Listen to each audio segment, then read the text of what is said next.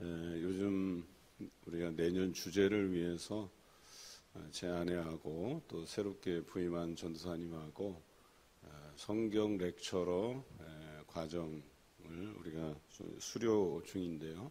월요일부터 금요일까지, 그래서 오전 10시부터 오후 4시까지 저희가 성경 공부를 합니다. 저는 한 15년 전에 이 렉처러 과정을 수료를 했지만 또 오래되다 보니까 또 성도들을 이렇게 지도할 때에 기억나지 않는 부분들도 좀 있더라고요. 그래서 다시 한번 포스트 렉처러, 그래서 저도 한 20만 원 내고 근데 다시 복습을 하는 상황에 있어서 좀 피곤한데요. 그래도 육신은 피곤하지만 말씀에 대한 새로움을 입는다는 것이 얼마나 즐겁고 복되고 즐거운 일인가 새삼 경험하게 됩니다. 사실 예배라고 하는 것은 어찌 보면 우리가 이 땅에서 하나님께 드려야 될 부분이기도 하지만 우리가 죽고 난 뒤에 천국에서 또 하나님 앞에 드려야 될 분량이기도 해요. 그래서 예배에 대한 새로움이 없이는 우리가 천국에 가서도 예를 들어서 이 땅에서 그 예배를 지긋지긋하게 생각하면 천국에 가서도 우리가 마땅히 할 게 없이 또 늘 하나님을 예배하는 삶을 살아야 되는데 과연 그 삶이 우리에게 복될까 하는 것도 한번 염두에 보세요. 그래서 날마다의 하나님 앞에 나오는 시간이 복되고 새롭고 즐겁고 기쁜 그런 시간이 되실 줄로 믿습니다. 오늘 이 시간 우리가 전도서의 말씀을 계속해서 묵상해 가고 있는데요. 특별히 5장 1절에서는 예배하는 자들의 삶에 대해서 언급하고 있어요. 하나님의 집에 들어갈 때라고 하는 것은 지금으로 얘기하면 하나님 앞에 예배 드릴 때, 예배 드리기 위해서 성전에 들어갈 때 이렇게 표현할 수 있겠죠. 그런데 여기서 보면 내 발을 삼갈지어다 그랬어요. 우리의 삶을 되돌아보라는 거예요.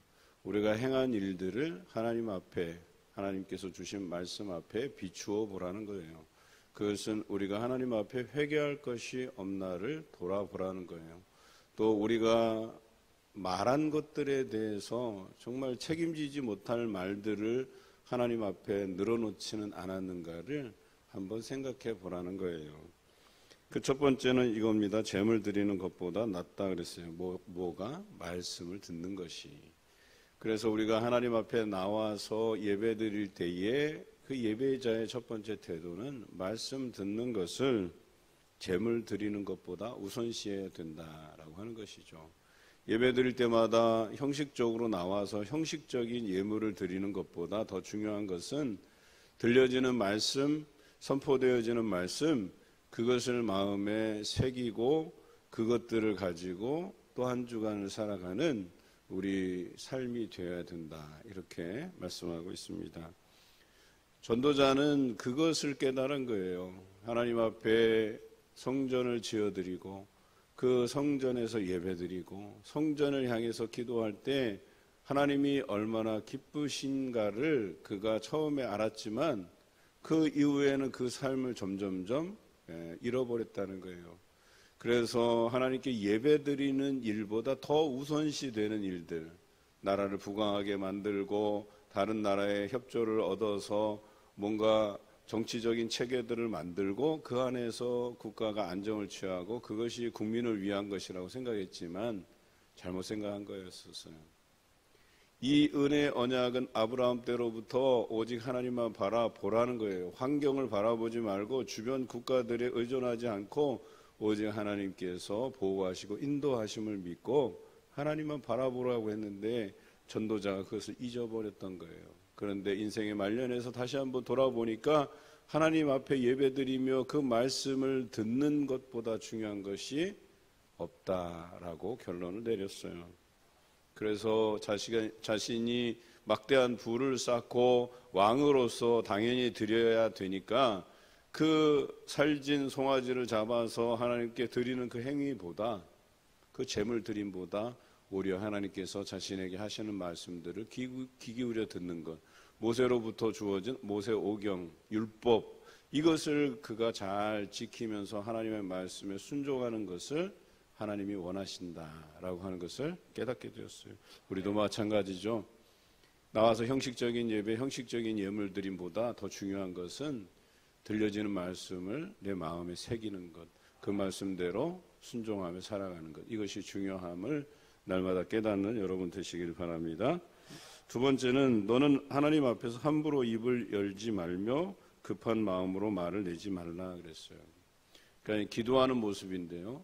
기도하다 보면 급한 문제 때문에 자꾸 그 급한 것을 해결하기 위해서 중언부언을 하게 돼 있어요. 말을 많이 하게 돼 있어요. 여러분 곰곰이 생각해 보셔야 돼요. 기도는 진심으로 해야 돼요. 말을 많이 한다고 해서 하나님께서 들으시는 게 아니에요. 오히려 말을 많이 한다는 것은 하나님에 대한 절대적인 신뢰와 믿음이 반감이 돼요. 떨어져요. 내가 하나님 앞에 간절히 소망하고 기도했으면 받은 줄로 믿으라고 말씀하세요.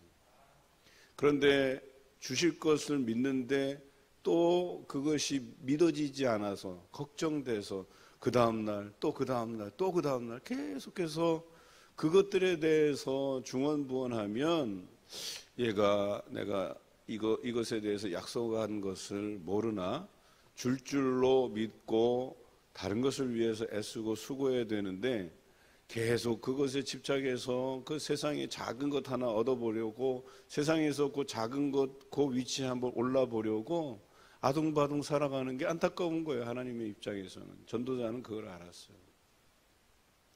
이미 이 전도자에게는 하나님께서 세상을 판단하고 다스릴 만한 충분한 지혜를 허락해 주셨어요. 더 이상 그것에 대해서 의심할 필요가 없어요. 그것 하나만으로 모든 것이 가능했던 거예요. 왜냐하면 그 지혜가 하나님께로부터 왔기 때문에 그것에 의지하면 그 어떤 것도 우리가 못할 것이 없는데 그것에 대해서 의심이 가고 또 믿지 않기 때문에 엉뚱한 것에 의지하게 되고 엉뚱한 곳에 휩쓸려 다니는 거죠. 여러분 어떠십니까? 살아가면서 여러분들이 생각한 이 말씀 한 권이면 충분하다는 생각을 하고 살아가십니까? 아니면 이 말씀 외에도 우리가 더 무언가가 필요해서 우왕좌왕 그렇게 살아가십니까? 분주하게 살아가십니까? 예수님께서 이 땅에 오셔서 공생애를 시작하시기 전에 사단에게 시험을 받으러 광야로 성령에 이끌려 가셨어요. 사단이 시험할 때 예수님께서 하신 말씀은 기록되었으되라는 표현이에요. 그 기록이 어디에 기록된 말씀이에요? 신명기 말씀. 하나님께서 모세에게 준 그 하나님의 말씀에 이렇게 기록되었어라고 사단에게 반박하는 거예요. 사단이 시험하는 것들은 세상의 것들이에요. 너 이거 세상 거 필요하지 않아? 떡 필요하지 않아? 명예 필요하지 않아? 권세 필요하지 않아? 그런데 예수님께서 그런 거 너 필요하지 않아. 나는 오직 말씀 한 권이면 충분해. 모세로부터 주어진 하나님의 율법 나 그 말씀 하나면 좋게 라고 답변하신 거였었어요. 오늘 우리의 삶이라고 하는 것은 무언가를 얻어내기 위해서 자꾸 그것을 믿음 없이 하나님 앞에 중언부언하는 것보다 하나님 약속하신 그 사랑이 있기 때문에 우리를 위해서 예비한 천국이 있기 때문에 하나님 이 말씀 한 권이면 내 인생이 충분합니다 라고 고백할 수 있어야 된다는 거예요. 그렇다면 중언부언하지 않아요. 그래서 오늘 성경에 나와 있는 것처럼 마땅히 말을 적게 할 것이라. 말씀을 알면 알수록 말수가 적어져요. 오히려 나의 어떤 작은 것들, 작은 이익들을 취하기 위해서 중언부언하기보다는 침묵하며 하나님께서 들려주시는 음성에 집중하게 돼 있다라고 하는 거예요. 그게 얼마나 감사하고 복된 일인데요. 3절에 나와 있죠. 걱정이 많으면 꿈이 생기고 말이 많으면 우매한 자의 소리가 나타난다 그랬어요. 헛된 망상, 헛된 꿈을 꾸게 돼 있어요. 그래서 7절에도 나와 있죠. 꿈이 많으면 헛된 일들이 많아지고 그래서 말이 많아도 그러하다. 꿈도 많고 말도 많고 중언부언하고 온갖 복잡한 생각들이 앞서면 다 망상이고 헛된 것들로 점철되는 거예요.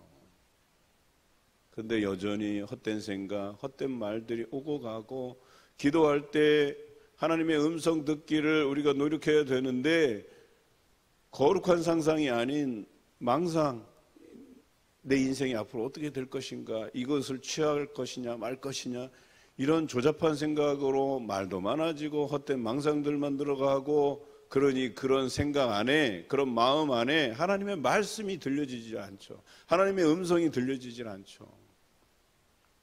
다 내려놔야 돼. 우매한 자의 소리들을 다 내려놓고 오직 하나님께 집중하시기 바라요. 그래서 하나님의 음성이 들려지는 여러분 삶이 되시길 바랍니다. 뿐만 아니라 4절에는 서원을 하였거든 갚기를 더디하지 말라 그랬어요. 또 서원을 함부로 하지 말 것에 대해서 이야기하고 있어요. 그래서 내가 하나님 앞에서 그 서원한 거 나 실수한 거예요, 이렇게 얘기하지 말라고 얘기했어요. 서원은 하나님 앞에 신중하게 해야 되는 거예요. 그 약속한 것들을 반드시 하나님 앞에 지켜야 된다라고 하는 거예요. 결과적으로 내 입에 그 방정 맞은 것으로 인해서, 내 입의 가벼움으로 인해서 서원했다가 이거 실수라고, 내가 실수해서 한 것이니까 나 갚지 않겠다고 선언해버리면 그것으로 내 일 모든 것들, 그것들을 망치게 되는 일이라고 이야기하는 것입니다. 마지막으로 권면합니다. 8절과 9절에 우리 이 세상을 살아가면서 필연적으로 경험하게 되는 것이, 우리가 생각하는 것은 정의와 공의인데 그것이 짓밟히는, 악인들이 활개치는 그 인생을 경험하게 될 것이라고 이야기합니다. 그런데 악인이 활개친다고 해서 그것을 이상히 여기지 말라고 되어 있어요. 누가? 믿음 있는 사람들이. 믿음 있는 사람들은 이 땅에서 악인이 활개치고 공의와 정의가 짓밟히는 모습을 보지만 그것으로 인해서 이상히 여기지 말 것은, 그것을 행사하는 그 권력보다 더 큰 분이 계심을 기억하라는 거예요. 믿음이 있다는 표현은 그들보다 더 높으신 하나님이 계심을 믿으라는 거예요. 그러면 저들도 언젠간에 선악간에 하나님께서 반드시 심판하실 것이라고 하는 그 믿음 가지고 살아가는 거예요. 여러분, 이 땅에 돌아가는 것들이 내 마음에, 내 성에 차지 않는다고 해서 스트레스 받고 불평하지 마세요. 다 하나님의 뜻이 있는 거예요. 그리고 악한 자들은 반드시 그것에 대한, 악한 행위에 대한 보응을 받게 돼 있다라고 하는 이 믿음 가지고 살아갈 때에 우리가 그 악한 세상 돌아가는 것으로 인해서 흔들리지 않는다는 거예요. 믿음으로 살 수 있다는 거예요. 그래서 오늘 우리가 살아가는 인생 가운데 어려운 문제가 있고, 또 내 주변에 내가 못마땅하게 여길 만한 악한 자들이 활개치고 정의가 짓밟히는 그런 모양을, 우리가 모습을 보더라도 실망하지 말고 이상히 여기지 말고 믿음으로 저들도 언젠가는 하나님의 심판 아래 놓인다는 이 진리 앞에 서가시기 바라요. 그러면 실망하지 않게 돼요. 오직 하나님만 바라보게 됩니다. 내가 뭔가 이 세상에서 내 목소리를 내려하고 정의와 공의를 외치고, 아니요. 그저 우리가 해야 될 것은 서원과 연결했을 때, 우리가 하나님 앞에 서원한 것들은 뭐예요? 내가 그리스도인이 되는 그 순간부터 나는 하나님만 바라보고 말씀 한 거리면 충분하다 하는 그 믿음 가지고 서는 거거든요. 그러면 그 믿음대로 살아가는 거예요. 여러분, 나시린의 규례를 아시죠? 나시린은 날 때부터 하나님 앞에 서원된 자예요. 나시린의 규례는 그가 머리를 깎지 말 것에 대해, 삭도를 대지 말 것에 대해서, 두 번째는 독주를 피해야 돼요. 뭐 술 같은 거, 독한 술을 피해야 돼요. 세 번째는 뭐예요?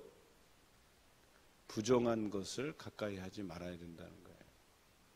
이 세 가지를, 크게는 이 세 가지를 지키면서 평생을 하나님께 자신이 그 삶을 드리는 거예요. 그런데 나시린에게 요구하시는, 서원한 자들에게 요구하시는 하나님의 생각은 뭐냐면, 네가 나신으로서 뭔가 사람들에게 업적을 남기고 큰 무슨 일을 행하고 이것을 원하셨던 게 아니에요. 나시린에게 원한 것은 그 세 가지 원칙 지켜가면서 살라는 거예요. 그냥 살아가라라고 얘기하는 거예요. 그게 나시린의 기류예요. 그 사람이 뭔가 사람들에게 감동을 줄 만한 어떤 커다란 업적을 세우라는 게 아니었었어요.